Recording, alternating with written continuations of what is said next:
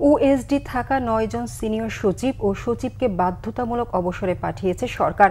সোমবার রাতে তাদের বাধ্যতামূলক অবসর দিয়ে পৃথক প্রজ্ঞাপন জারি করেছে জনপ্রশাসন মন্ত্রণালয়। অবসর পাওয়া এই কর্মকর্তারা সবাই গণ অভ্যুত্থানে ক্ষমতাচ্যুত আওয়ামী লীগ আমলে সিনিয়র সচিব ও সচিব ছিলেন। অন্তর্বর্তীকালীন সরকার এসে তাদের ওএসডি করে। ৯ জনের মধ্যে ২ জন সিনিয়র সচিব আর ৭ জন সচিব রয়েছেন। সিনিয়র সচিবদের মধ্যে রয়েছেন মোহাম্মদ মঞ্জুর হোসেন ও মোহাম্মদ মশিউর রহমান, আর ওএসডি সচিবদের মধ্যে Mohammad Shamsul Arefin, Mohammad Mizanur Rahman, Mohammad Azizur Rahman, Mohammad Nurul Alam, doctor Farid Uddin Ahmed, doctor A K M. Matiur Rahman ও শফিউল আজিমকে জনস্বার্থে বাধ্যতামূলক অবসর দেওয়া হয়েছে বলে প্রজ্ঞাপনে উল্লেখ করা হয়। সরকারি চাকরি আইনের ৪৫ ধারা অনুযায়ী তাদের বাধ্যতামূলক অবসরে পাঠানো হয়েছে বলে প্রজ্ঞাপনে জানানো হয়।